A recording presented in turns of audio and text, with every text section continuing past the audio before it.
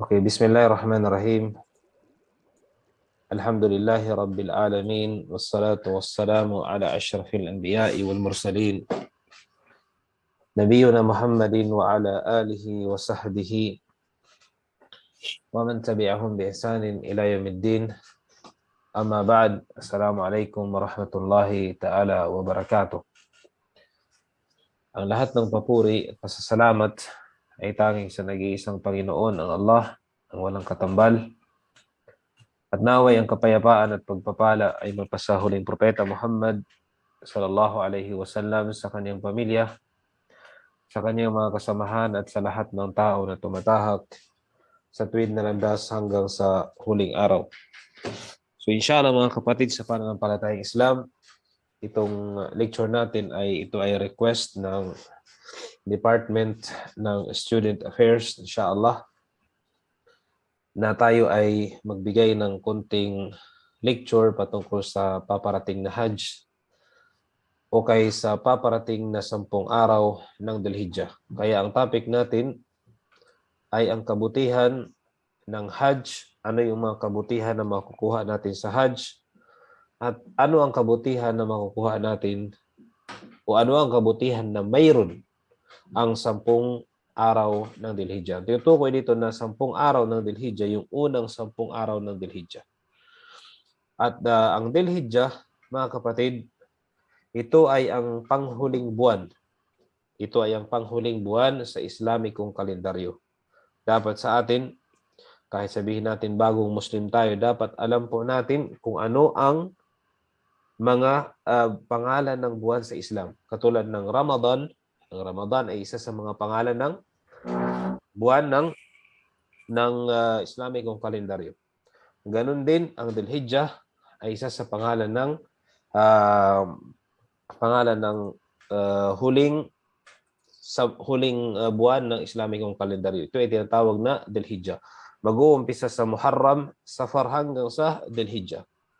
Kung sa Gregorian calendar, meron silang December. Ito yung last na month nila. Sa atin naman meron tayong Dhul-Hijjah na ito yung last month ng Islamikong kalendaryo. So inshallah, ano yung mga kabutihan na makuha natin dito inshallah subhanahu wa ta'ala. So ito ang tatalakayin natin ngayon inshallah. So dahil ang topic natin ay patungkol sa Hajj, at alam natin mga kapatid, natalakay natin sa 5 haligi ng Islam, ay mayroon po tayong tinatawag na Hajj.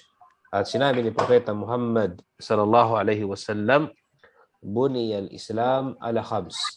Itinayo ang Islam sa 5 haligi. Itinayo ang Islam sa 5 haligi, at ang una ay ang shahadatain, at ang pangalawa ang salah, hanggang sa ang panglima ay ang Hajj. So ito yung inshallah kukunin natin mga kapatid sa pananampalatayang Islam. So ito po, kung nakikita niyo yung picture niya, picture, ito po yung Kaaba. Ito yung Kaaba, ito. Okay? Itong kabuuhan na ito po ay ang Masjid Al-Haram. O Masjid Al-Haram, o yung masjid sa Makkah. Nandito yung Kaaba. Nandito yung Kaaba. So ito po, nandito po yung mga tao. Nandito po yung mga tao, umiikot sila dyan. At ito yung Masjid Al-Haram. Masjid sa Makkah na tayo ay pupunta kapag tayo ay mag-Hajj. So inshallah subhanahu wa ta'ala, isa-isahin natin. So ito ay inshallah naway gawin ng Allah subhanahu wa ta'ala inshallah in the future. Tayo naman ay bibigyan ng Allah subhanahu wa ta'ala ng pagkakataon mag-Hajj.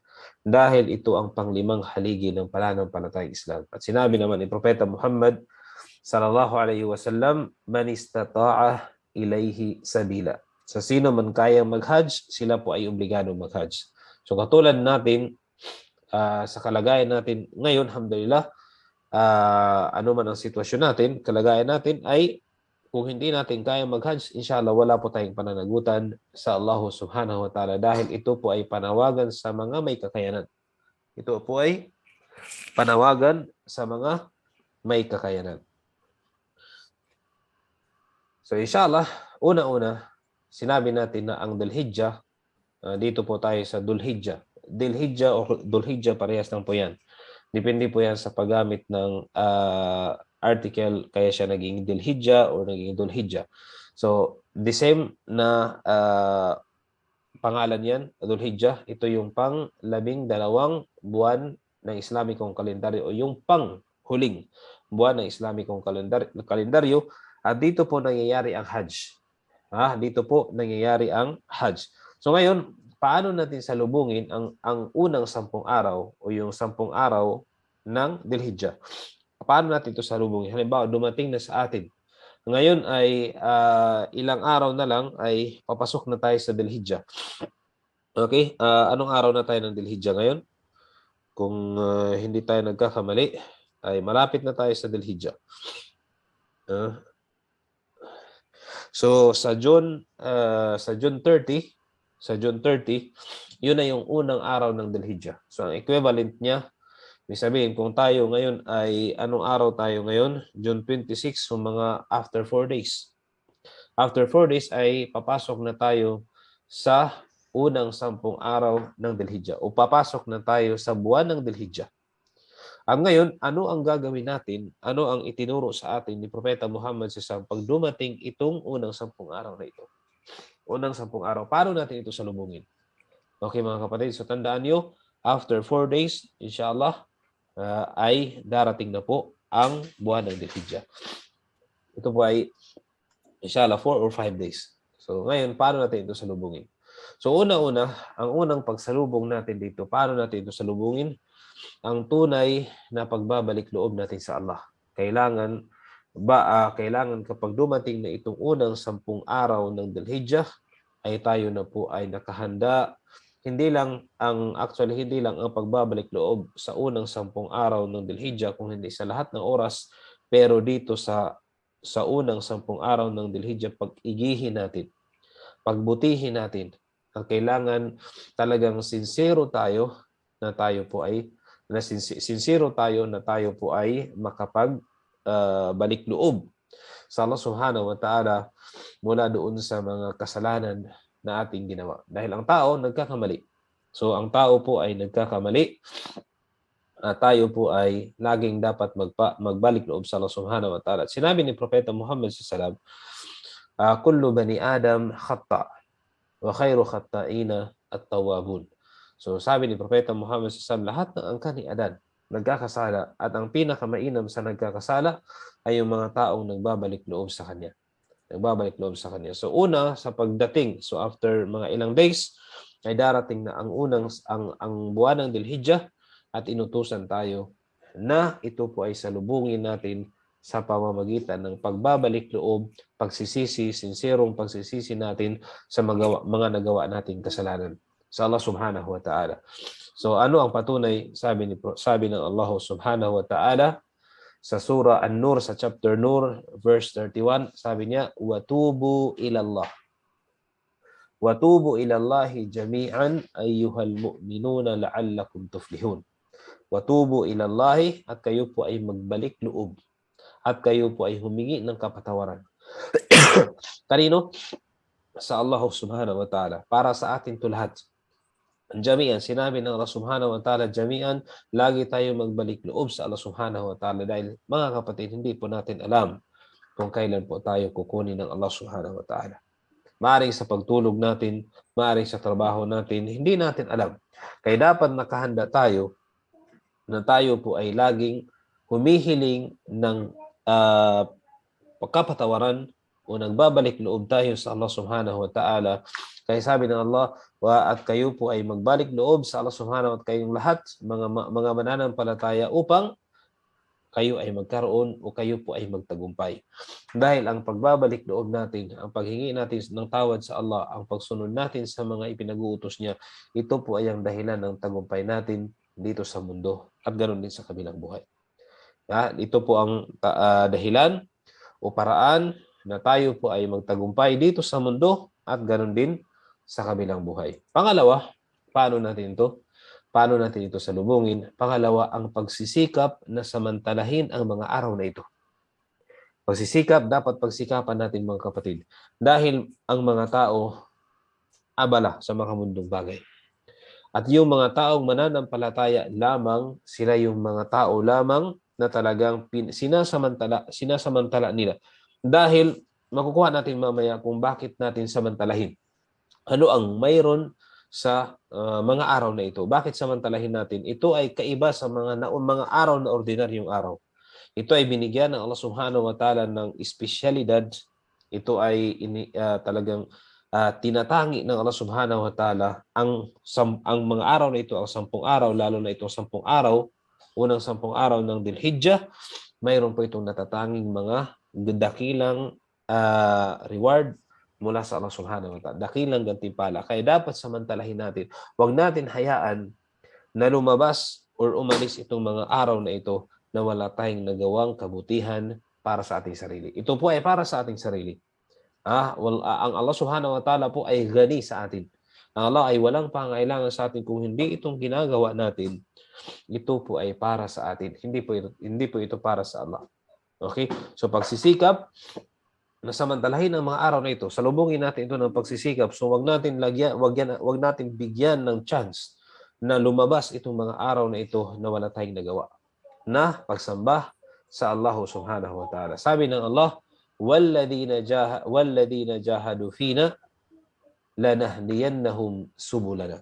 So sila yung mga taong nagsisikap para sa aming landas, sila ay aming bibigyan, sila ay aming gagabayan. So ibig sabihin, yung tao, mga kapatid, tandaan natin, principle ito, na ang isang tao, kapag pinagsikapan niya na magiging mabuti, patungo sa landas ng Allah Subhanahu wa Ta'ala, gagabayan siya ng Allah. Gagabayan po siya, sigurado po yun. Bakit? Ito ang sinabi ng Allah, وَالَّذِينَ جَاهَدُوا فِينَا لَنَهْدِيَنَّهُمْ سُبُلَنَا.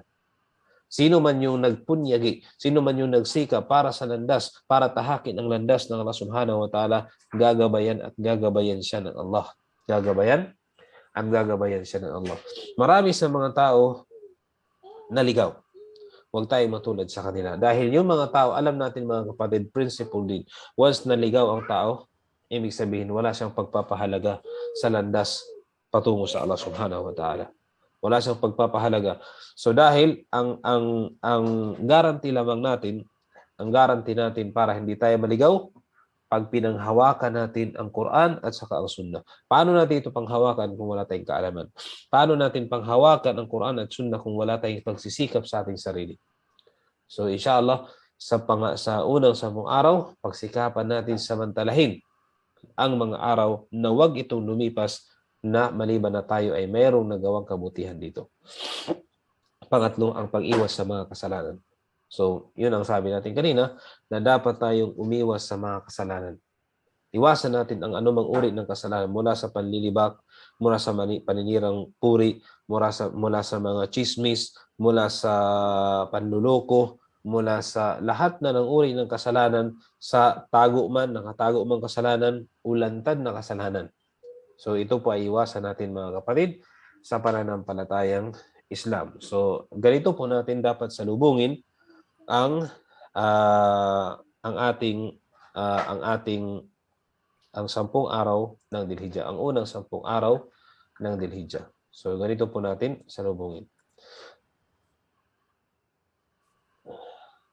Kabutihan, so dito bakit natin ganun na lamang ang pagsalubong natin sa unang 10 araw ng Dhul-Hijjah. Sa unang 10 araw ng Dhul-Hijjah. Bakit ganoon na lang? So ano ang mayroon dito sa unang 10 araw ng Dhul-Hijjah? Inshallah, isa-isahin po natin mga kapatid sa pananampalatayang Islam. So nandito po, binigyan natin ito ng paliwanag. Okay? Inshallah. Unang kabutihan ng unang 10 araw ng Dhul-Hijjah. Kailan ito mangyari? Sa unang 10 araw ng Dhul-Hijjah. Ang Dhul-Hijjah, ulitin ko, ito po yung panghuling buwan sa Islamikong kalendaryo. Yung unang 10 araw nito, kung wala kayong Islamikong kalendaryo, mag-download na po kayo. O kaya'y magbili kayo ng kalendaryo mula sa na mayroong Islamikong kalendaryo dahil yun po ang pagbabasihan natin. Yun ang ginagamit natin lagi sa Islam. Okay? So, yun po, una-una, inshallah, kukunin natin ano ang mga kabutihan na dala ng 10 araw ng Dhul-Hijjah. Dhul-Hijjah at saka Dhul-Hijjah, parehas po siya. Una-una, ang Allah ay sumumpa sa mga araw na ito. Ibig sabihin, yung unang 10 araw ng Dhul-Hijjah, ang Allah ay sumumpa. Ano ibig sabihin ng pagsumpa dito? Siya ay sumumpa na itong mga araw na ito ay dakila. Siya ay sumumpa na ang mga araw na ito ay dakila. Parang nag-swear siya na mismo siya ang sumaksi. Ang Allah subhanahu wa ta'ala ang mismong sumaksi na itong mga araw na ito ay dakila para sa kanya. Dahil ang Allah subhanahu wa ta'ala ang pinakadakila sa lahat. At hindi siya, tandaan natin, hindi siya susumpa na yung bagay na ito ay dakila, maliban sa ito ay dakila. Ibig sabihin, sumumpa ang Allah subhanahu wa ta'ala na ang mga araw na ito ay napakadakila para sa kanya, napakahalaga sa kanya, napakabuti para sa kanya. Ano ang patunay natin? Ang patunay natin, sabi ng Allah subhanahu wa ta'ala, wal fajri wa layalin ashr. Ito ay sa suratul Fajr. Sinabi ng Allah subhanahu wa ta'ala, wal fajr, at ang bukang liwayway. Tapos siya ay sumumpa sa bukang liwayway. Ibig sabihin, ang bukang liwayway din, sumumpa siya na ito ay dakila para sa kanya. Kayo mga tao hindi nagsasala ng Fajr, ay malaki po ang kasalanan nila. Malaki po ang kasalanan nila kapag pinabayaan nila at hindi sila nagsala ng dahil dakilang panahon ito o dakilang oras ito para sa Allah. So, ang Fajr. Pagkatapos sumumpa siya, walayalin ashr, at sa 10 araw ng Dhul-Hijjah.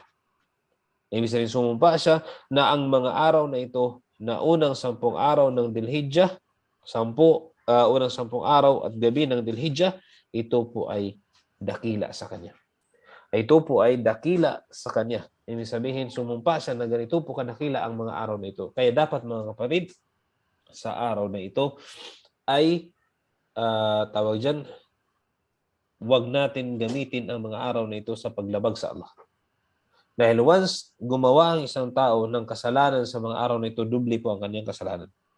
Pero once na siya ay gumawa ng kabutihan dito, siya po ay biyayaan ng napakalaki ng Allah subhanahu. Doble-doble din po ang kanyang gantimpala. Doble-doble din ang kanyang gantimpala. So unang-unang kabutihan ng Dhul-Hijjah, ang Allah ay sumumpa na ang mga araw na ito ay napakadakila para sa kanya. At alam ba natin, inshallah makukuha natin sa hadith mamaya, kung gaano kadakila ang araw na ito. So una-una, nakabutihan ng Dhul-Hijjah, ang unang 10 araw ng Dhul-Hijjah ay napakabuti at napakadakila sa Allah subhanahu wa ta'ala. Kaya huwag natin sayangin ito sa anumang bagay, sa anumang gawain na makasalanan. So yun po mga kapatid sa pananampalatayang Islam.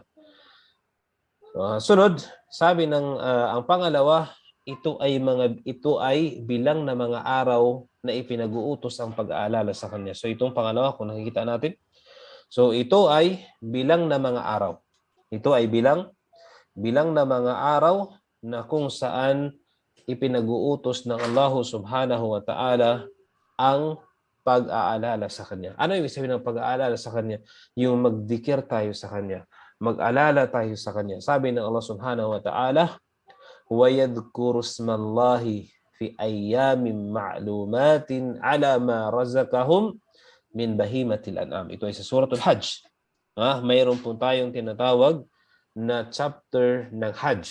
So sinabi ng Allah subhanahu wa ta'ala, وَيَذْكُرُ اسْمَ اللَّهِ fi ayyamin ma'lumatin ala ma razaqahum min bahimatil an'am. Ganun po kahalaga ito.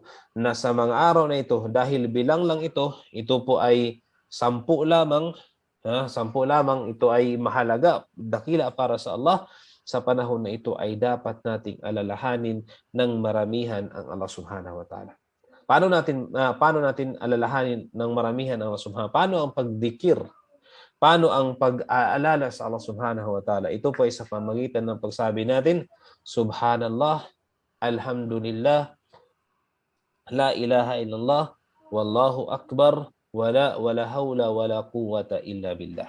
So ito po yung mga bagay at marami pang iba. Subhanallahi wa bihamdi, Subhanallahil azim, La ilaha illallah wahdahu la syarika la lahul mulku wa lahul hamdu wa huwa ala kulli syai'in qadir. Ito po yung pinakamainam na dua kapag ikaw ay nag-hajj. Sabi ni Propeta Muhammad sallallahu alaihi wasallam na ito ay pinakamainam na dua. Okay.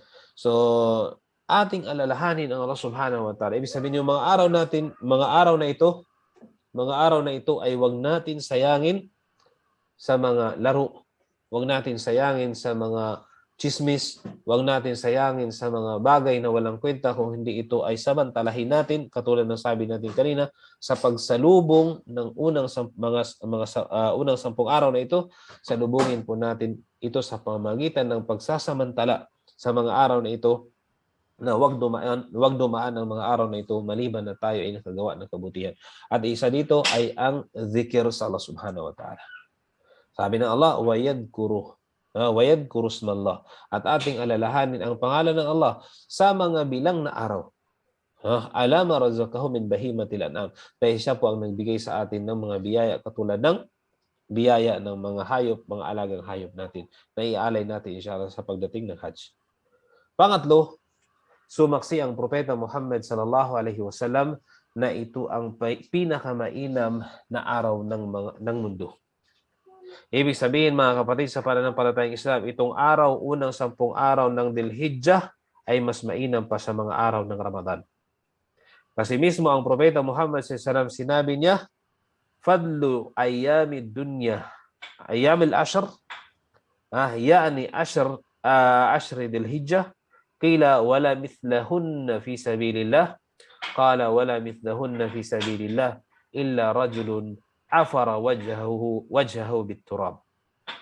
Sabi ni Propeta Muhammad sallallahu alaihi wasallam, ang pinakamainam na araw para sa Allah Subhanahu wa Ta'ala sa buong mundo, sa buong taon, ay ang Ashr Dhul-Hijjah. Yung unang 10 araw ng Dhul-Hijjah. Ito po ang sabi ni Propeta Muhammad sallallahu alaihi wasallam. Kaya sinabi siya, kahit pa o propeta ng Allah, wala na bang tutumbas dito na mga araw na mas dakila pa sa kanya? Wala na. Maliban sa isang tao na ipaglaban sa landas ng Allah Subhanahu wa Ta'ala at namatay siya doon. Ito ang pwede lamang tumumbas. Pwede lamang tumumbas saan? Ito lamang pwedeng tumumbas doon sa kabutihan ng mga araw na ito. Ito lamang pwedeng tumumbas sa kabutihan ng mga araw na ito. So itong araw na ito ay afdalu ayyamid dunya. Ito po yung pinakamainam na mga araw sa buong taon, sa buong mundo, mga kapatid. Kaya ito pa ay mas mainam. Ang mga araw ng Ramadan, alam natin ang mga araw ng Ramadan ay napakadakila at napakahalaga at napakabiyaya at sabihin natin sagrado. Pero hindi natin alam na mayroon pa palang mas sagradong mga araw dito, at ito yung unang 10 araw ng Dhul-Hijjah. Although hindi tayo inobliga mag-fasting dito, pero isa sa mga gawain na gagawin natin dito ay ang fasting. At inshallah makuha natin ito mamaya. Okay? Inshallah, pwede naman kayo magtanong, inshallah. So ito po ang sinabi ni Propeta Muhammad sallallahu alaihi wasallam. Okay. Pang-apat, nandito ang araw ng Arafah. Nandito po ang araw ng Arafah at sinabi ni Propeta Muhammad sallallahu alaihi wasallam, Al-Hajju Arafah. Al-Hajju Arafah. Anong mayroon sa Arafah? Ang Arafah ang pinakamainam na araw sa buong mundo.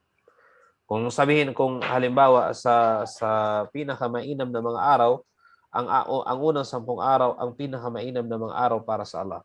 Sa unang 10 araw, ang pinakamainam na araw dito ay ang araw ng Arafah. Ang araw ng Arafah. So ito po ang sabi ni Propeta Muhammad sallallahu alaihi wasallam, Al-Hajju Arafah. Al-Hajju Arafah. Hindi po tatanggapin ang Hajj ng isang tao kapag hindi siya pumunta sa Arafah. Ano itong Arafah? Inshallah papakita natin mamaya ano itong Arafah. Ang Arafah, araw ng Arafah, pupunta po yung mga tao doon sa pang-siyam o pang-9 na day ng Dhul-Hijjah. So, ibig sabihin, mayroon tayong unang 10 araw. So, pang-9 dito, kabilang dito, ay ang araw ng Arafah. Doon po pupunta ang mga tao sa lugar na ito na tinatawag na Arafah. At doon po sila manalangin at mayroon pong gagawin doon na itinuro sa atin ng mahal na Propeta Muhammad sallallahu alaihi wasallam. So, bakit ito mabuti? Ang mga araw na ito dahil nandito po ang araw ng Arafah. Nandito po ang araw ng Arafah. At sinabi ni Propeta Muhammad SAW na ito yung pinakamainam na araw para sa Allah. Ang pinakamainam na gabi, lahat ng mga ulama nagkasundo sila na ang pinakamainam na gabi ay ang Laylatul Qadr. Pero ang pinakamainam na araw ay ang araw ng Arafah. Ang araw ng Arafah. So ito po mga kapatid sa pananampalatayang Islam, ang pang-apat na kabutihan ng Dhul-Hijjah. Unang 10 araw ng Dhul-Hijjah. Pangatlo, ang kasunod, panglima, nandito ang araw ng pag-aalay, Yawmun Nahar. So panglima ay nandito po sa unang 10 araw na ito ang araw ng pag-aalay. Sinabi ni Propeta, anong pag-aalay? Dahil sa unang 10 araw, nag-aalay po tayo. Meron po tayong tinatawag na Yawmun Nahar. At ang Yawmun Nahar, ito ay ginagawa sa Eid. Ito ay ginagawa sa Eid. At sinabi ni Propeta Muhammad SAW, A'dhamul ayyami indallahi Yawmun Nahar thumma Yawmul Qir. Isa sa mga pinakamabuting, pinakadakilang araw sa Allah Subhanahu wa Ta'ala ay ang araw ng pag-aalay. Ibig sabihin, kapag nag-hajj ang isang tao, pag sa araw after ng araw ng Arafah, ang susunod na araw ay pang-10th. At ang pang-10th na araw, ito po yung Eid natin. Dito tayo ay nag-Eid. At sa Eid natin, tayo po ay nag-aalay ng hayop. Nag-aalay po tayo ng kambing, nag-uudhiya tayo, baka, nag-aalay tayo ng kamilyo. Ito po ay kinakatay natin para sa Allah Subhanahu wa Ta'ala. Para sa Allah Subhanahu wa Ta'ala. Dahil ito po yung Eid natin. Dapat kumain tayo ng mga ibinigay na biyaya ng Allah Subhanahu wa Ta'ala sa atin. Sabi niya, ala ma razaqahum min bahimatil an'am. So dito po natin kakatayin ang mga hayop na gusto nating ialay sa Allah Subhanahu wa Ta'ala. Ito ay sa araw ng Nahar. At isa ito sa pinakadakilang araw sa Allah Subhanahu wa Ta'ala. Biruin mo, sa araw na ito, kung hindi man thousands na mga kambing or baka ang kinakatay sa baka, dahil buong mundo, buong kamusliman ay nag-alay po ng hayop sa araw na ito. Nagpapakain po sila. Nagkakatay, lalong-lalo na yung mga nag-hajj. At tayo naman dito sa mga hindi nag-hajj, ganun din ang ginagawa natin, nagkakatay tayo para sa Eid. Para sa Eid. So ito ay sinabi ng Allah Subhanahu, sinabi ni Propeta Muhammad SAW, A'dhamul ayyami indallahi Yawmun Nahar thumma Yawmul Qir. Ang Yawmul Qir, ito naman yung sumunod na 11, 12, 13. So ito po yung So Allahu a'lam. So ito po yung Tapos sabi ang pang-anim na kabutihan, sa unang 10 araw, bakit ganun na lamang ang pagsalubong natin? Ang pang-anim ay ang pagsasama-sama ng mga ito, ng mga pangunahing ibada dito. Andito po yung ummahatul ibadah. Ano ibig sabihin ng ummahat? Yung mga pangunahing ibada ay nandito po nagsasama-sama sa unang 10 araw ng Dhul-Hijjah. Bakit? Ano ang mayroon dito? Sa unang 10 araw, inutusan tayo ni Propeta Muhammad SAW mag-ayuno. Okay? Ang pag-ayuno dito hindi obligado. Hindi katulad ng Ramadan, obligado. Pero ninanais na tayo ay mag-ayuno sa mga araw na ito. Okay? Ninanais na tayo mag-ayuno sa mga araw na ito. Ang kasunod, inutusan din tayo mag-zakah. Okay? Mag-zakah or mag-sadaqah. So, inutusan din tayo mag-zakah. So, ang salah, ang ganoon din ang salah. Ang salah, ang zakah, ang tao dito, ang sadaqah, ang saum, at ang hajj nagsama-sama po dito sa unang 10 araw ng Dhul-Hijjah.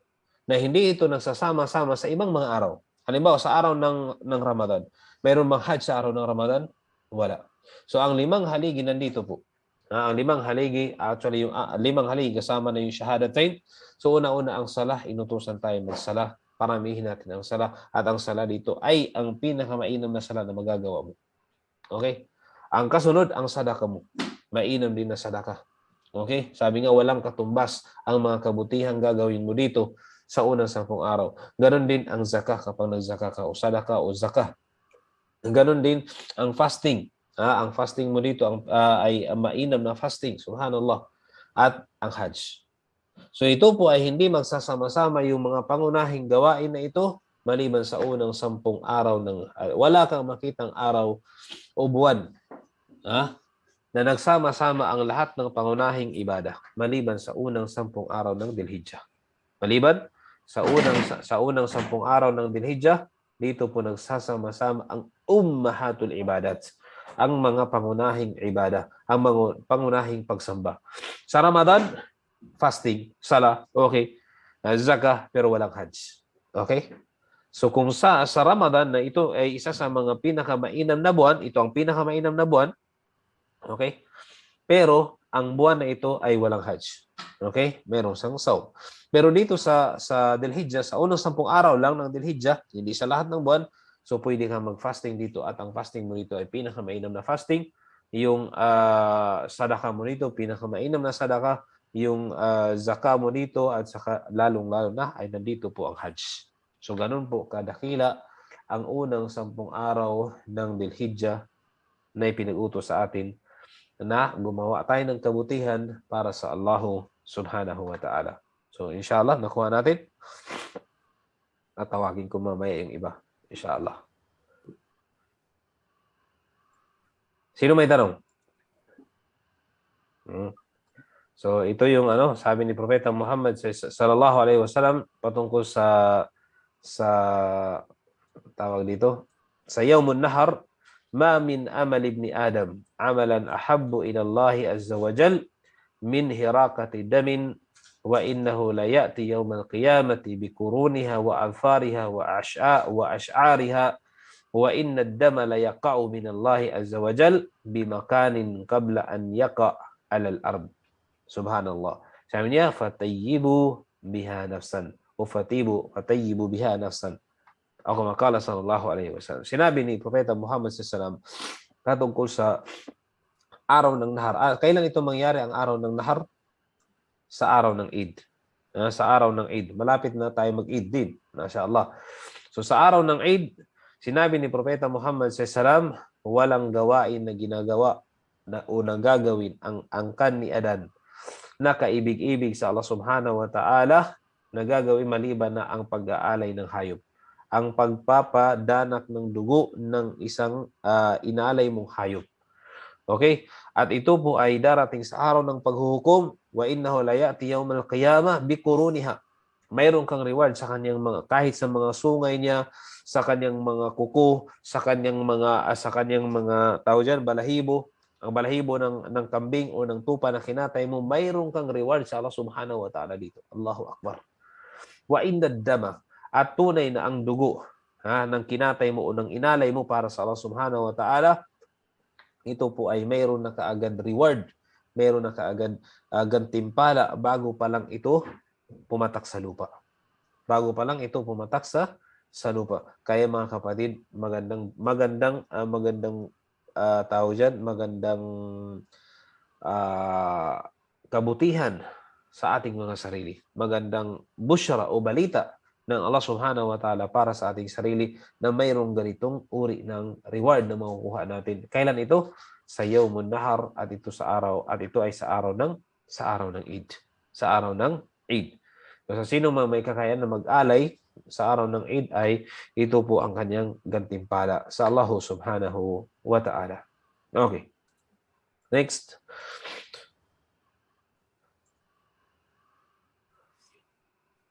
So ngayon, mga gawain na mainam na gawin sa mga araw na ito. So nakuha natin ang kabutihan ng unang 10 araw ng Dhul-Hijjah. Ngayon, ano naman yung mga bagay na gagawin natin dito? O mainam na bagay na gagawin natin dito sa araw ng Dhul-Hijjah, sa unang 10 araw ng Dhul-Hijjah.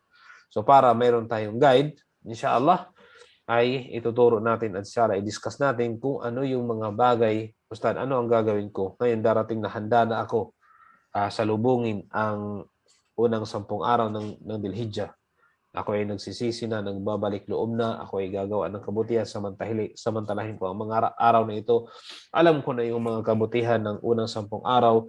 Ngayon, ano, Ustad, ang mga, o ano, sir, o ano man, ang ano ang gagawin ko sa mga araw na ito? Ano ang pinakamainam na gagawin? Katulad ng discuss natin kanina, ay inshallah kukunin natin isa-isa. Okay, una, pagsasagawa ng Hajj at Umrah. So dahil sabi natin kanina, ang Hajj at Umrah, ang Hajj, pwede ka mag-Umrah sa anumang buwan, pero hindi ka pwede mag-Hajj maliban sa araw o sa araw ng Hajj, sa araw ng Dhul-Hijjah, sa unang 10 araw ng Dhul-Hijjah. Okay, ang pagsasagawa ng Hajj, ang pinakamainam na gagawin mo dito. So, katulad sa atin, hindi pa tayo handa at wala pa tayong kakayanan kasi ang Hajj man istata'a ilayhi sabila, sa sino mang may kakayanan gumawa nito. So inshallah, ang ating gagawin, hindi tayo inshallah mag-intention tayo at magdua tayo sa Allah Subhanahu wa Ta'ala na naway gagawaran din tayo at bigyan din tayo ng chance makapag-Hajj o makapag-Umrah. Okay? So ang pinakamainam o gagawin natin, ang mga mainam na gawin natin sa mga araw, unang 10 araw ng Dhul-Hijjah, sa sino mang may kakayanan, ay ang pagsasagawa ng Hajj at saka Umrah. Bakit? Anong sinabi ni Propeta sallallahu alaihi wasallam patungkol sa Hajj dito? Sabi ni Propeta Muhammad sallallahu alaihi wasallam, al-umratu ila al-umrati kafaratun lima bainahuma. Al-umratu ila al-umrati kafaratun lima bainahuma. Okay? Ang umrah sa bawat umrah, sabi nag-umrah ka ngayon, tapos ngayong halimbawa, ngayong Dhul-Hijjah, nag-umrah ka. Tapos last year ng Dhul-Hijjah rin nag-umrah ka. Ibig sabihin sa pagitan ng umrah mo na ito at umrah noon ay kapatawaran ng iyong mga kasalanan. Kapatawaran ng iyong mga kasalanan. Okay? Halimbawa, nag-umrah ka sa buwan ng Ramadan. Okay? Tapos bumalik ka sa unang 10 araw ng Dhul-Hijjah para mag-umrah ulit. Ibig sabihin yung pagitan noon ay kapatawaran ng iyong mga kasalanan. Kaya sinabi ni Propeta Muhammad sallallahu alaihi wasallam, al-umratu ila al-umrati kafaratun lima bainahuma. So ito ay ang reward ng umrah. Ang umrah at saka Hajj, magkaiba po sila. So ang umrah ito ay parang maliit na Hajj. Wala pong pinupuntahan na ibang lugar maliban doon sa Makkah, sa Kaaba. Iikot po siya doon at mayroon pong ritual o mayroon pong gagawin na ituro ni Propeta Muhammad sallallahu alaihi, tinuro sa atin ni Propeta Muhammad sallallahu alaihi wasallam, pero ito po ay kaiba sa Hajj dahil ang Hajj mayroon ka pang ibang pupuntahang lugar. Mayroon ka pang ibang pupuntahang lugar na ginawa o tinuro sa atin ni Propeta Muhammad sallallahu alaihi wasallam. So iba ang umrah, inshallah ang umrah mapag-aralan din natin yan inshallah. Okay, butang muna tayo dito.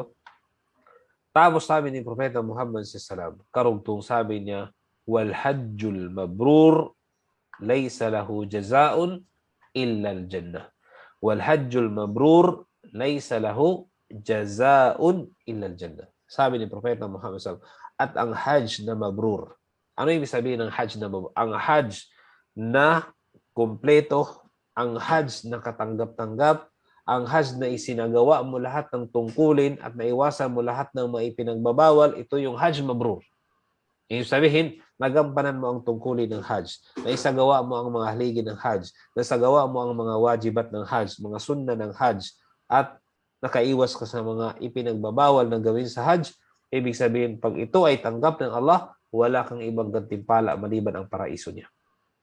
Kasi sabi ni Propeta Muhammad sallallahu alaihi wasallam, al-hajjul mabrur laysa lahu jazaa'un illa al-jannah. Tunay ay ang Hajj na katanggap-tanggap sa Allah, wala po siyang ibang gantimpala maliban ang Jannah. Maliban ang paraiso ng Allah Subhanahu wa Ta'ala. So yun po mga kapatid. So una-una, ang pinakamainam na gagawin dito, at katulad natin, wala pa tayong kakayanan, at inshallah, ihiling natin sa Allah Subhanahu wa Ta'ala na darating ang panahon na tayo naman ay bigyan ng chance, biyaan tayo ng Allah Subhanahu wa Ta'ala, tayo naman ay makapunta ng Hajj at makapag-umrah at makapag-Hajj. Next, ang pangalawa, ang pag-aayuno o yung saum. So sa unang 10 araw na ito, pinakamainam gagawin natin ang pag-aayuno. Mag-aayuno po tayo mga kapatid kahit sa ang araw dito. Kahit sa ang araw, sa unang 10 araw ng Dhul-Hijjah, pwede po tayo mag-ayuno. Unang araw, mag-ayuno tayo. Kahit kumplituhin natin yung 10, walang problema. Katulad ng ginagawa natin sa Ramadan. Pero kung halimbawa, Ustad, sabi ko, ang kaya ko lang is pangalawang araw, pangatlong araw, pang-apat na araw, walang problema.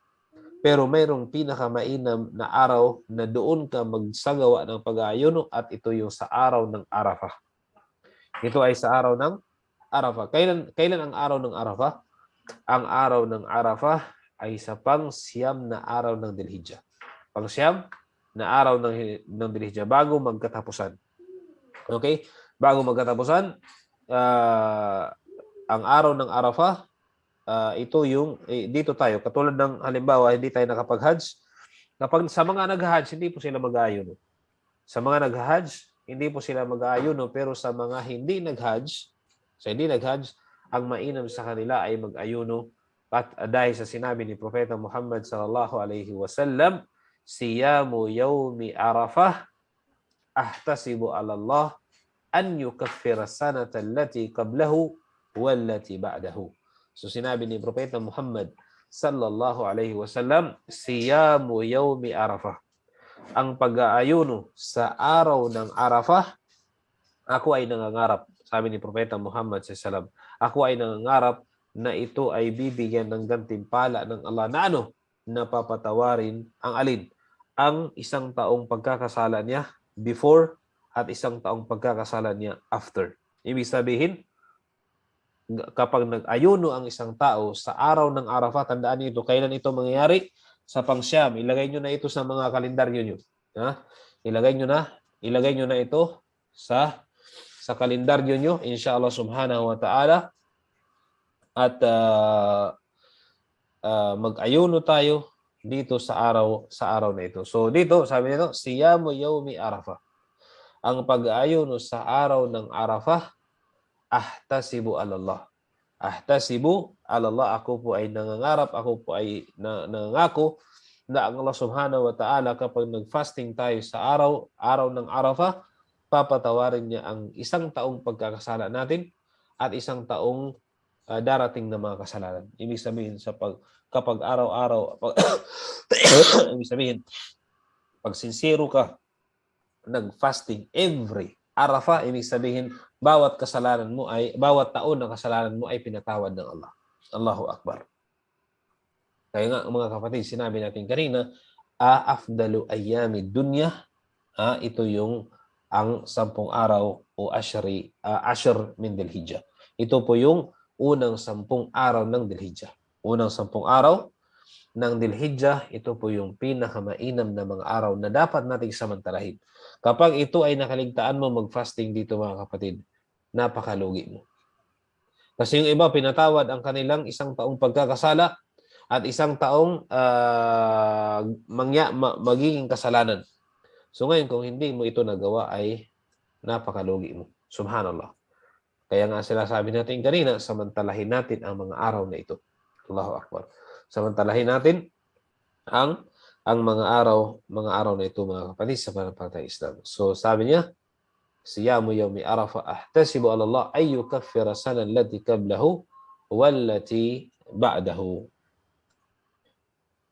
Next, ang pangatlo na dapat nating gagawin. So bago dyan ay sino may tanong? Sino may tanong? Hello po. Yes po. Yung araw ng Arafah po, kailan po yun? Ang araw ng Arafah, sabi natin kanina, ito po yung pang-siyam na araw ng Opo, pang-siyam po. Alimbawa po, di ba po, etong July po is mag-iid po. Mag-start na po nitong July o sa Ramadan lang po yun? Ang alin? Ang araw ng Arafah? Opo. Ang araw ng Arafah, ito ay sa araw ng Dhul-Hijjah, unang 10 araw ng Dhul-Hijjah. Katulad ng sabi natin kanina, sa unang 10 araw ng Dhul-Hijjah. Kung halimbawa, bukas ang Eid, ngayon ay ang araw ng Arafah. Okay po, okay Yun po. po ang ano. So para malaman natin kung kailan mangyayari ang araw ng Arafah, ito po ay the day before ng Eid. Okay The po. day. Hindi pa po alam kung kailan po yung Eid o may date na po. Wala pa.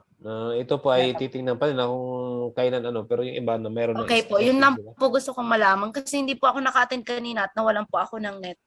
Inshallah, barakallahu fiik. Sino pang may tanong? Ako po Ustad. Yes po. Si Jana. Opo, halimbawa po, yun po nag-aano ka na ng pag-aayuno. And then pagdating ng 9 days, nagkaroon ka, kasi kami po mga babae, nagkaroon ka po ng period. So igagrant pa po ba yun ni Allah na yung 1 year na na pag-aayuno mo mapaforgive ka niya?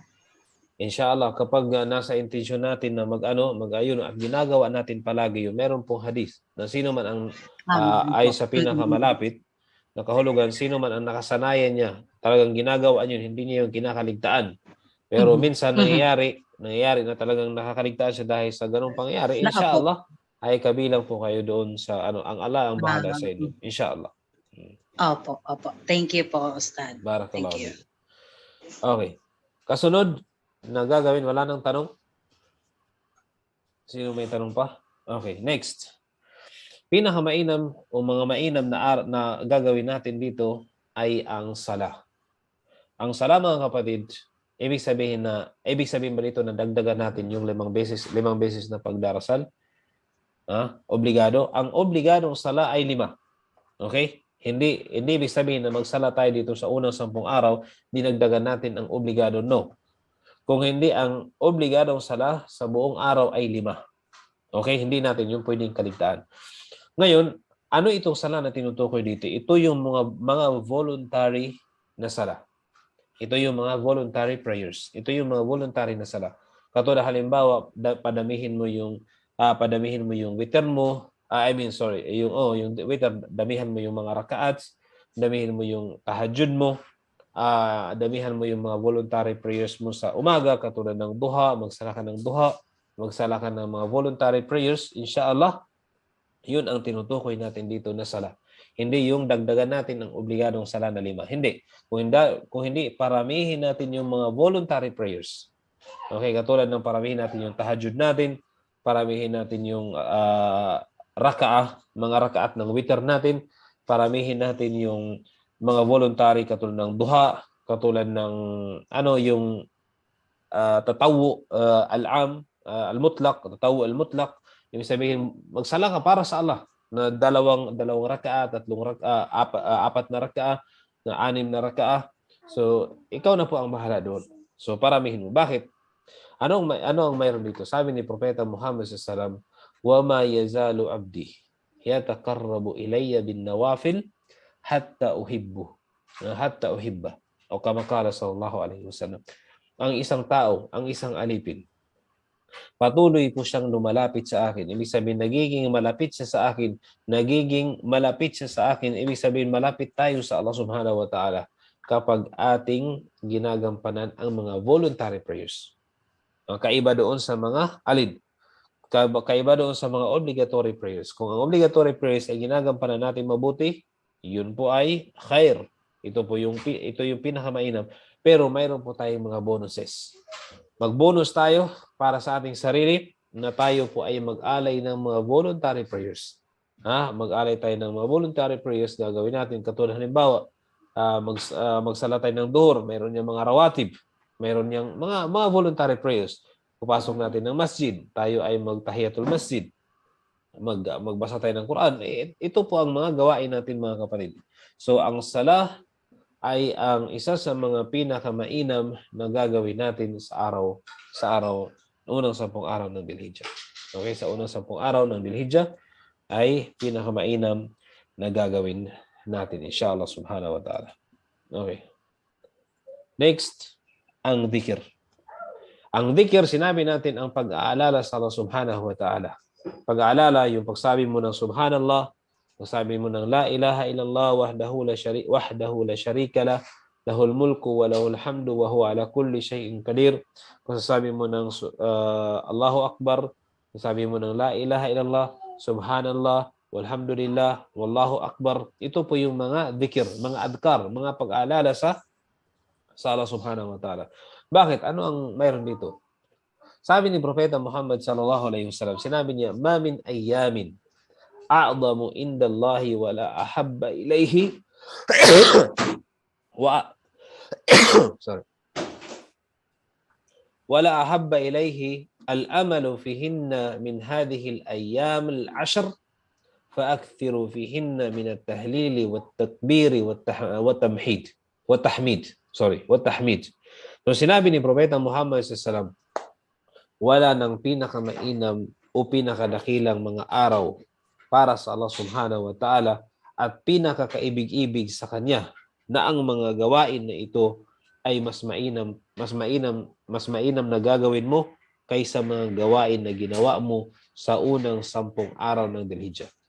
Ibig sabihin, ang lahat ng gawain mo mga kapatid, ang lahat ng gawain natin ay ang sukatan nito, sabi niya, ang pinakamainam na mga gawain natin, magiging mabigat ito, maging kaibig-ibig, maging kamahal-mahal ito sa Allah subhanahu wa ta'ala kapag ginawa po natin ito sa unang 10 araw ng Dhul-Hijjah. Halimbawa, bigyan ko kayo ng halimbawa. Ang dhikr mo sa unang 10 araw ng Dhul-Hijjah, halimbawa, nagsabi ka ng la ilaha illallah sa unang 10 araw ng Dhul-Hijjah, ay mas mainam yun kaysa nagdikir ka sa ibang mga araw kahit sa araw pa ng Ramadan. Kahit sa araw pa ng Ramadan o sa iba pang mga araw. Halimbawa, ang sa Dhul-Hijjah, nagdikir ka sa buwan ng Muharram. Nasabi ka sa buwan ng Muharram, la ilaha illallah, walhamdulillah, wa la ilaha illallah, wallahu akbar.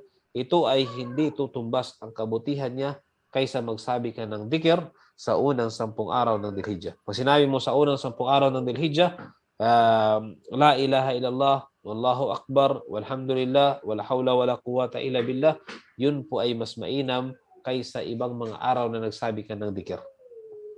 Dahil yun ang sabi ni Propeta Muhammad sallallahu alaihi wasallam, sabi niya, ma min ayyamin a'zamu indallahi wala ahabba ilayhi al-amal fihinna min hadhihi al-ayyam al-ashr. Wala pong katumbas na pinakadakilang gawain kaibig-ibig sa Allah na ang gawain natin ay mainam sa Allah kaysa mga gawain na ginagawa natin sa unang 10 araw ng Dhul-Hijjah. Sinabi niya, fa'akthiru fihinna min at-tahlili wat-takbiri wat-tahmid. Kaya paramihin niyo po, sabi niya, kaya paramihin niyo ang pag-alin? Ang pagtahlil. Ano ibig sabihin ng pagtahlil? Yung pagsabi natin ng la ilaha illallah. Pagsabi natin ng Allahu Akbar, takbir. Pagsabi natin ng subhanallah. Paramihin po natin ito mga kapatid. La ilaha illallah, Allahu Akbar, subhanallah, walhamdulillah, wala ilaha illallah, wallahu akbar, wala hawla wala quwata illa billah. Paramihin na po natin ito mga kapatid. Paramihin na po natin ito sa unang mga 10 araw ng Dhul-Hijjah. Okay, ang panglima, ang sadaqah. Ano ibig sabihin ng sadaqah? Ang pagbibigay ng kawang gawa. Katulad ng sinabi natin kanina, nagsasama-sama dito ang mga pangunahing pagsamba. So ang sadaqah ay yung pagbibigay ng kawang gawa. Maging ito ay pagpapakain, maging ito ay pagtulong sa kapwa, maging ito ay pagsustento sa mga nangangailangan, pagpapakain, pagbibigay ng pera, pag-charity. Ito po ay sadaqah. Ang sinabi ni Propeta Muhammad sallallahu alaihi wasallam, "Man naqasat sadaqatan min mal," o "Man naqasat sadaqah min mal." Hindi kailanman mababawasan ang sadaqah ng iyong kayamanan. Hindi kailanman mababawasan ang sadaqah o ang kawang gawa ng iyong kayamanan. Dahil ang paraan upang dumami ang iyong kayamanan ay ang sadaqah. Magkakaroon ka ng reward. At ang sadaqah sa ibang mga araw, hindi katumbas sa sadaqah na gagawin mo dito sa unang 10 araw ng Dhul-Hijjah. Halimbawa, mayroon kang tao nakakilala na gusto mong bigyan ng sadaqah. Bigyan mo siya ng sadaqah. Okay? Bakit ang sadaqah na gagawin mo dito ay mas mainam pa sa sadaqah na gawin mo sa ibang mga araw?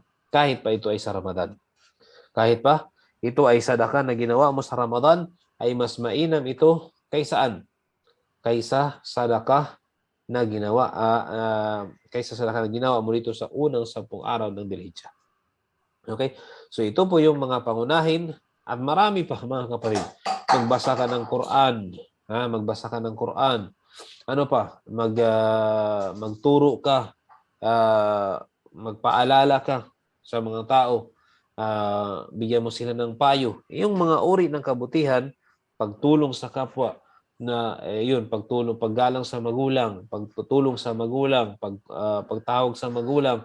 Ito po ay mga kabutihan na gagawin natin. Hindi lang po ito po ay limitado sa 5 nabanggit natin, kung hindi lahat ng kabutihan na gagawin natin sa unang 10 araw ng Dhul-Hijjah ay mas mainam pa kaysa gagawin nating mga kabutihan sa ibang mga araw.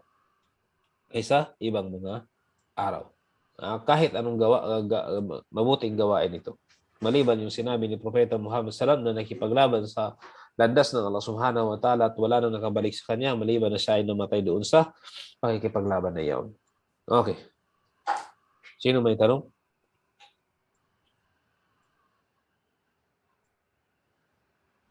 Walang tanong? Okay. Kung walang tanong, inshallah, didiretso tayo. So, kunti na lang. Inshallah. Ngayon, nakuha na natin ang kabutihan ng unang 10 araw ng Dhul-Hijjah. Paano natin ito salubungin? Ano ang mga dapat gagawin natin? Ano ang kabutihan na mayroon dito? Okay? Para ito ay mapaghandaan natin at ito po ay makapag-prepare yung sarili natin sa mga araw na ito. Ngayon, pupunta tayo sa Hajj. Dahil kaya naging dakila ang unang 10 araw ng Dhul-Hijjah nang dahil sa Hajj rin. Nang dahil sa Hajj. So ngayon, pupunta tayo, inshallah, na ibiyayaan tayo ng Allah na makapunta sa Hajj. So kukunin natin ano ang kabutihan na mayroon sa Hajj. Okay, inshallah. Number 1 ay sabi ng Allah Subhanahu wa Ta'ala, walillahi 'alan nasi hijjul baiti man istata'a ilayhi sabilan wa man kafara fa inna Allaha ghaniyyun 'anil 'alamin. Sabi ng Allah Subhanahu wa Ta'ala, inutos ko sa mga tao na sila ay mag-Hajj doon sa aking sa bahay, doon sa Makkah, doon sa Kaaba. Okay? O sa Makkah. Sa sinong may kakayanan na pumunta rito sa landas na papunta dito, wa man kafara, at sino man ang ayaw, kahit pa mayroon siyang kakayanan, tunay na walang pangailangan ang Allah sa kanya. Ibig sabihin mga kapatid, sa sino may kakayanan, sila po ay inubliga na magsagawa ng Hajj. Sa sino may kakayanan, sila po ay inubliga ng Allah na magsagawa ng Hajj. At sino man ang walang kakayanan, ay hindi sila inubliga. At sino man ang may kakayanan, pero hindi niya ginawa ang mag-Hajj, kahit isang beses sa isang buong buhay niya, may kakayanan siya, pero hindi niya ginawa, tunay na walang pangailangan ng Allah sa kanya. Hindi mababawasan ang pagka-Diyos ng Allah kapag hindi siya nag-Hajj. Allah pa rin siya. Panginoon pa rin siya. Okay? Walang ni isang katiting na nakapangyarihan ng Allah ang nabawas sa kanya kahit hindi ka mag-Hajj. Pero, meron kang parusa na naghihintay sa Allah Subhanahu wa Ta'ala kapag ang isang tao ay hindi nag-Hajj na mayroon siyang kakayanan. So ngayon, kukunin natin ang mga kabutihan ng Hajj. Una, isa sa pinakamabuting gawain para sa Allah. Una-una, ang Hajj ay ang isa sa pinakamabuting gawain para sa Allah. Dahil sabi natin kanina na ang Hajj ay panglimang haligi ng Islam. Ito ay panglimang haligi ng Islam na itatayo ng isang tao, ng isang mananampalataya na ang Hajj kapag mayroon siyang kakayanan. Dahil kapag hindi niya ito isinagawa, hindi siya nag-Hajj na mayroon siya kakayanan, mayroon po siyang dakilang parusa sa Allah Subhanahu wa Ta'ala. So ibig sabihin na ang pinakamabuting gawain para sa Allah ay ang Hajj. Dahil ito ay kabilang sa 5 haligi ng pananampalatayang Islam. So, an Abi Hurairah, sabi ni Propeta Muhammad SAW, inulat ni Abu Hurairah, tinanong si Propeta Muhammad SAW, su'ila Rasulullah sallallahu alaihi wasallam, ayyul amali afdal? Qala imanu billahi wa rasulih. Qila thumma madha? Qala al-jihadu fi sabilillah. Qila thumma madha? Qala hajju mabrur. Hajju mabrurun. Rawahu Bukhari wa Muslim wa Tirmidhi wa Nasa'i wa Ahmad. Sinabi ni Propeta Muhammad sallallahu alaihi wasallam, nung tinanong siya, ano ang pinakamabuting gawain o propeta ng Allah? Sabi ni Propeta Muhammad sallallahu alaihi wasallam, ang paniniwala sa kaisahan ng Allah. Yun yung una. Okay? At paniniwala na si Propeta Muhammad sallallahu alaihi wasallam ang huling sugo niya, na siya ay propeta ng Allah. Tapos tinanong siya, ano pa? Ano ang kasunod? Sabi niya, ang pakikipaglaban sa landas ng Allah. So dahil ito lamang ang pwedeng tumumbas sa Hajj, yung pakikipaglaban sa landas ng Allah, pero dapat bumalik siya na wala na siya lahat. Wala nang kayamanan, pati buhay niya, ito po ay nasa Allah subhanahu wa ta'ala na. Tapos, pagkatapos nito, ano ang kasunod? Ang Hajju Mabrur. Ang Hajj na katanggap-tanggap sa Allah subhanahu wa ta'ala na naisagawa niyang mabuti ang Hajj, ang mga sunna, ang mga wajibat, ang mga arkan, ang naiwasan niya mga ipinagbabawal at nagiging tama at kumpleto ang kanyang Hajj. Ito po ang tinatawag na Hajju Mabrur. Ito po ang tinatawag na Hajju Mabrur. Okay, ito po yung ano. So, ang kabutihan ng Hajj, ito ay isa sa pinakamabuting gawain para sa Allah. Ito po ay kabilang sa 5 haligi ng pananampalatayang Islam. Okay, pangalawa. Ang Hajj na mabrur ay walang ibang gantimpala maliban ang paraiso. Okay? Ang Hajj na mabrur, sinabi natin ang Hajj na mabrur kapag ang Hajj mo ay tinanggap ng Allah subhanahu wa ta'ala dahil naisagawa mo ito sa pinakatamang gawain, wala pong ibang gantimpala ang Allah para sa iyo maliban sa ito ay paraiso. Maliban sa paraiso, ang gantimpala ng isang tao kapag ang kanyang Hajj ay mabrur. Ano ang patunay natin dito? Sinabi ni Propeta Muhammad sallallahu alaihi wasallam, an Abi Hurairah radhiyallahu anhu عن النبي صلى الله عليه وسلم قال العمرة إلى العمرة كفارة لما بينهما والحج المبرور ليس له جزاء إلا الجنة متفق عليه. So, sinabi ni Propeta Muhammad sallallahu alaihi wasallam na ang umrah sa pagitan ng isang umrah, katulad ng sabi natin kanina, ay kapatawaran sa pagitan nito. At sinabi niya, ang Hajj na mabrur, walang ibang gantimpala maliban ang paraiso ng Allah subhanahu wa ta'ala. So ito po yung kabutihan ng Hajj. Na kapag ang isang tao tinanggap ang kanyang Hajj, ibig sabihin makakapasok sa automatically, directly, pangako ng Allah subhanahu wa ta'ala, makakapasok kaagad siya sa paraiso. Makakapasok kaagad siya sa paraiso dahil ang Allah naman ang magpapasok sa kanya. Dahil nagawa niya ang tungkulin niya sa Hajj na panawagan ng Allah subhanahu wa ta'ala. Pangatlo, ang Hajj na mabrur ay dahilan ng kapatawaran ng kasalanan. So, isa sa kabutihan ng Hajj, kapag nag-Hajj ang isang tao, ito po ay dahilan na patawarin ng Allah ang kanyang kasalanan. Subhanallah, napakabuti. Napakamahabagin ng Allah subhanahu wa ta'ala kung talagang ating unawain, mga kapatid. Tayo lang talaga ay talagang mukassir. Tayo po ay talagang kulang sa ating dapat gawin para sa Allah subhanahu wa ta'ala. Tingnan mo, sinabi natin kanina, kapag nag-ayuno ka sa Arafah, patawarin ang isang taon mong pagkakasala at darating na pagkakasala isang taon. Kapag nag-Hajj ka, ikaw ay patawarin ng Allah subhanahu wa ta'ala ang kasalanan mo. Kapag nag-Hajj ka, papasukin ka ng Allah sa paraiso. Kapag nagsala ka, kapatawaran ng kasalanan mo. Subhanallah, sana. Pag nag-ayuno ka, patawarin at papasukin ka ng Allah sa paraiso. Saan tayo makita ng ganitong Panginoon na napakabuti sa atin? Na napaka mahabagin sa kanyang mga nilikha. Pero bakit may mga tao pa rin nakakapasok sa impyerno? Na'udhu billah, dahil sila po ay hindi nila pinapahalagahan ang tungkulin nila sa Allah subhanahu wa ta'ala. Kaya sinabi ni Propeta Muhammad sallallahu alaihi wasallam, lahat ng tao makakapasok sa paraiso ay sa pinakamalapit na kahulugan, maliban sa ayaw pumasok. Tinanong ngayon ng Propeta Muhammad sallallahu alaihi wasallam, mayroon bang mga tao na ayaw pumasok sa paraiso? Sabi niya, yung mga taong sumunod sa akin, yun yung mga tao makapasok sa paraiso.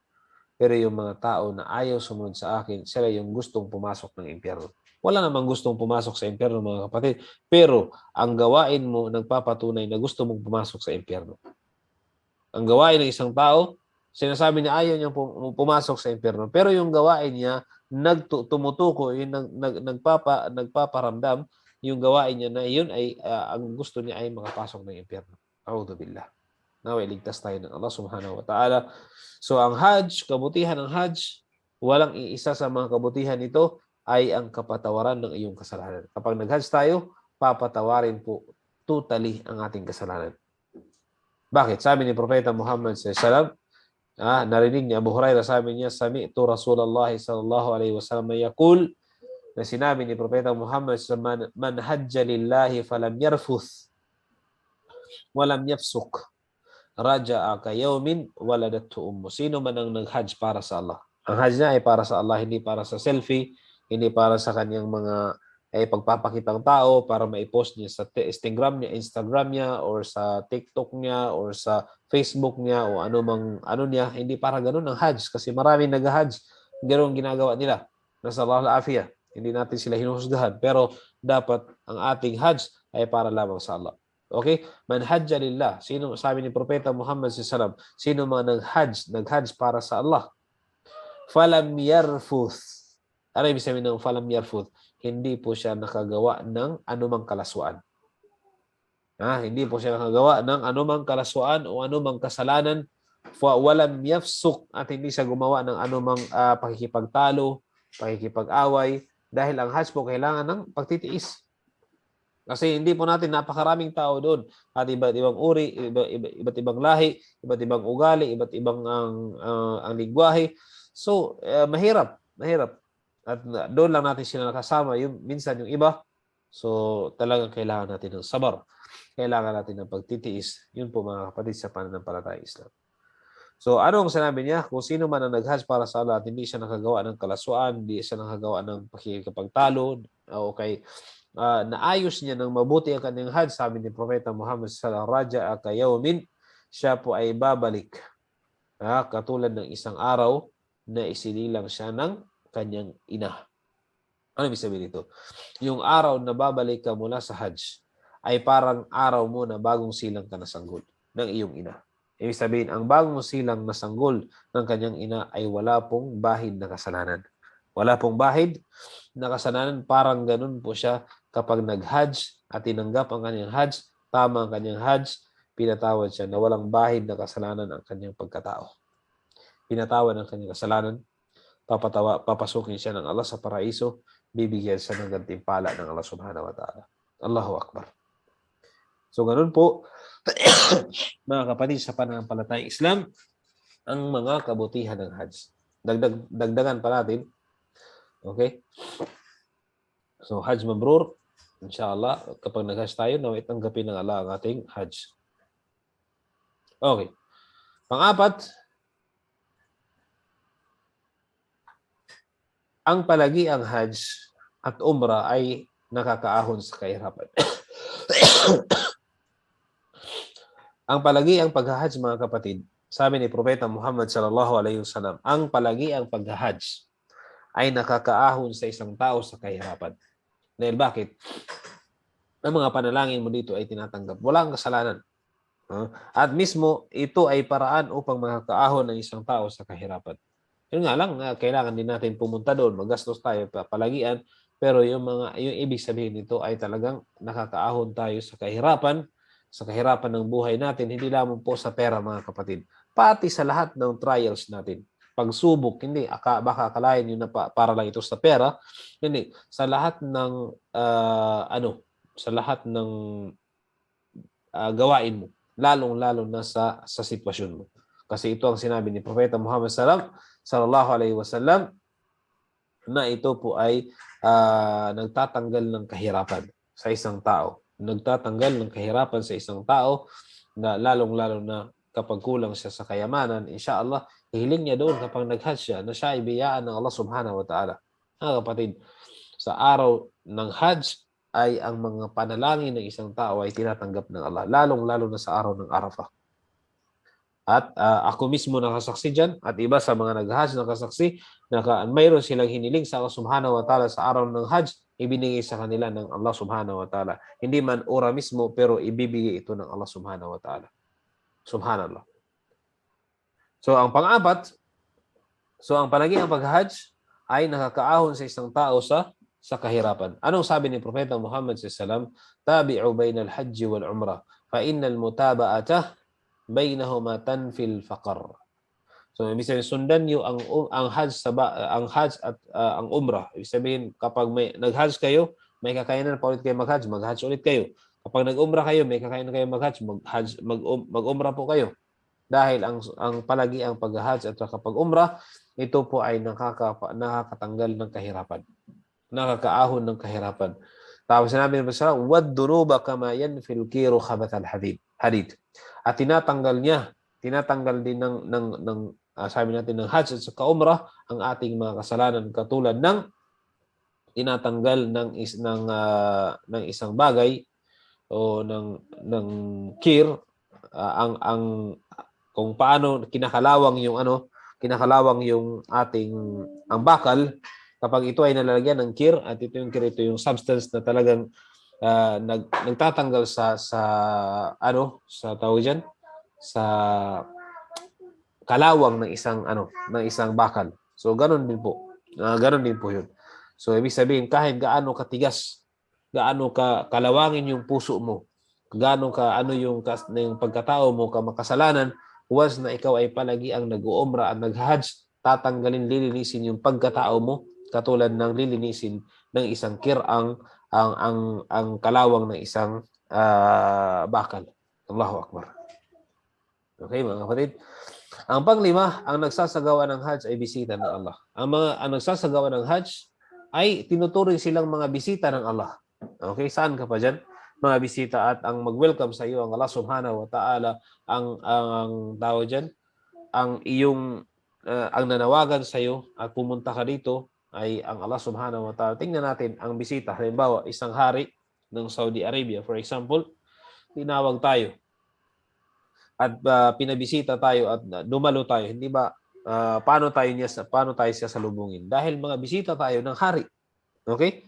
Hari ng Saudi Arabia, for example, o hari ng Emirates o sa hari ng anumang bansa. So gaano tayo ka-espesyal kapag tayo ay pinili at naging bisita nila? Napaka-espesyal.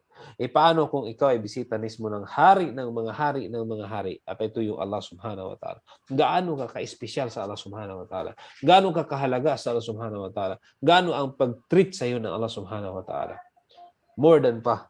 Mahigit pa doon sa mga nakikita natin ng mga VIP pala at ano pang uri ng mga special na treatment sa kanila dahil mismo ikaw ay bisita ng Allah Subhanahu wa Ta'ala. So sinabi ni Propeta Muhammad sallallahu alaihi wasallam, "Al-ghazi fi sabilillahi wal hajj wal mu'tamir wafdullahi da'ahum fa'ajabu wa sa'aluhu fa'atahum." Sinabi ni Propeta Muhammad sallallahu alaihi wasallam na inulat ni Ibn Umar na sinabi ni Propeta sallallahu alaihi wasallam ang isang taong nakikipaglaban sa landas ng Allah at ang isang taong nagka-hajj, ang isang taong nag-uumrah, sila po ay mga bisita ng Allah. Tinawag sila ng Allah at sila ay sumagot. Ibig sabihin, halimbawa, inimbitahan ka ng Allah, yun ang ibig sabihin ng tinawag. Inimbitahan ka ng Allah na mag-hajj. Inimbitahan ka ng Allah na mag-hajj. Ngayon, sinagot mo ito. Ngayon, kapag ikaw naman ay mayroong kahilingan, ikaw po ay bibigyan ng Allah Subhanahu wa Ta'ala. Kasi sumagot ka sa imbitasyon niya. Pagdating mo ngayon sa Makkah, sa Makkah at doon ka mag-hajj at mayroon kang hihilingin sa Allah sa layo ng nilakbay mo, hindi ba ikaw ay bibigyan ng Allah Subhanahu wa Ta'ala? Dahil ikaw ay bisita niya, napaka-espesyal ka para sa Allah. Okay? Yung halimbawa, hindi sa pagkukumpara. Kahit para maisip natin na ito ay talagang nangyayari. Bisita, tinawag mo, napakalayo siya. Pagdating niya sa bahay niyo, alam mo ang dinanas niya. Naipon siya ng pera para makapunta sa iyo. Naglakad siya para makapunta sa iyo. Naghirap siya para makapunta sa iyo. Pagdating sa iyo, hindi mo bibigyan ng pansin? No. Bibigyan mo siya ng pansin, itakdir mo, gagawin mo ang magagawa mo lahat para matugunan mo ang sakripisyo niya. Ganon din po tayo mga kapatid. Hindi sa pagkukumpara. Dahil ginampanan natin ng Hajj, napakahirap mag-Hajj. Ako na-experience ko mag-Hajj. Napakahirap mag-Hajj. Ikaw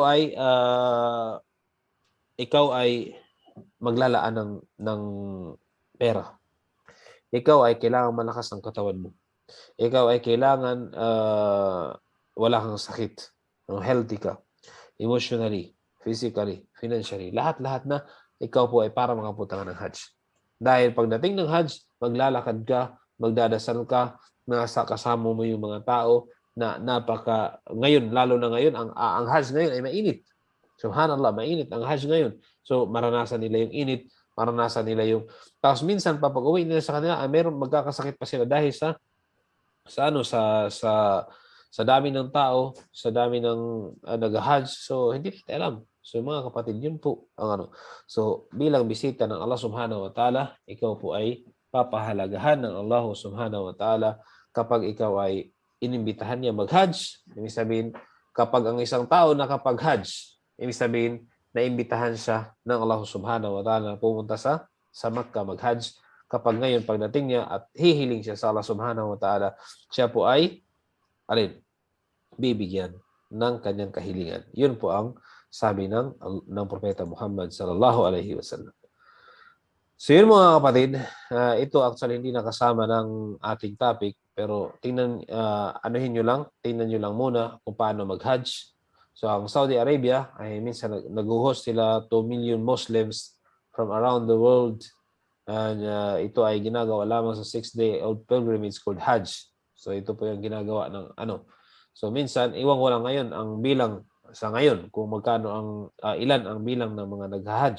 Siguro mas konti kaysa yung mga nauna na wala pa ang pandemic na yung corona.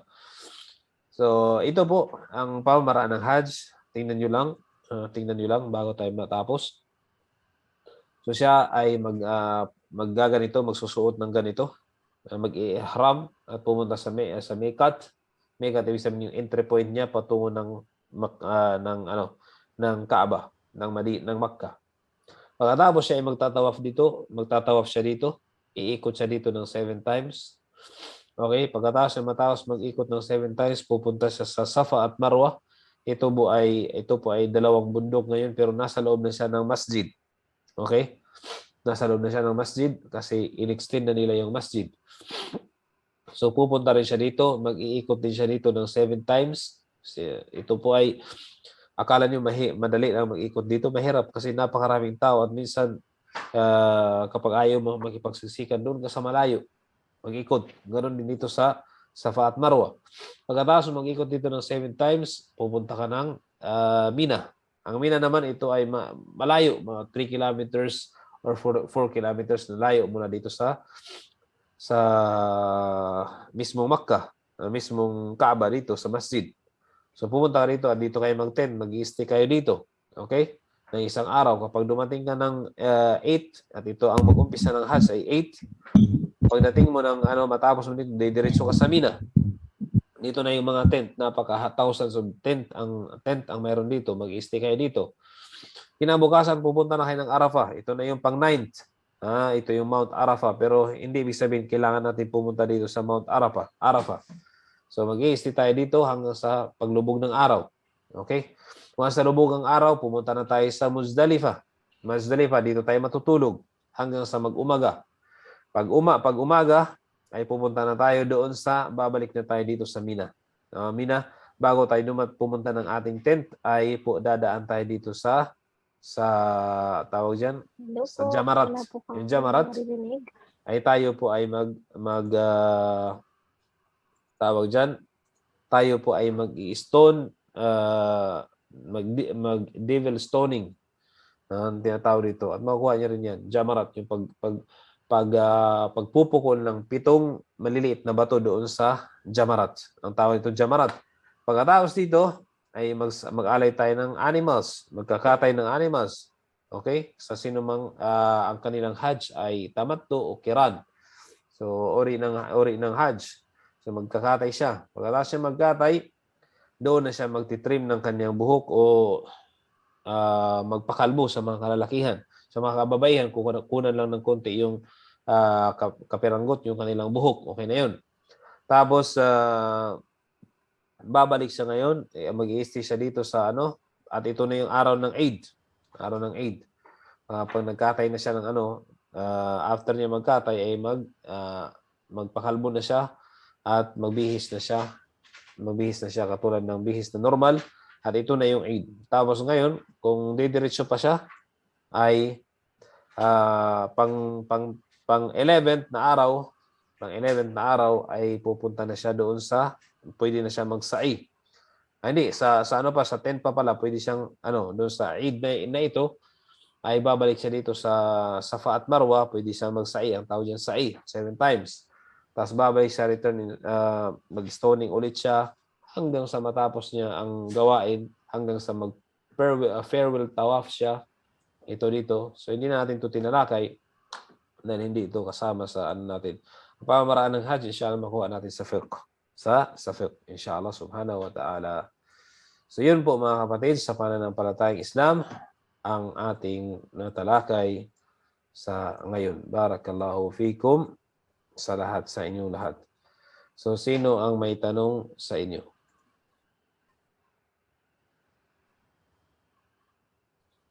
So, barakallahu fikum wa jazakumullahu khairan. Assalamu alaikum.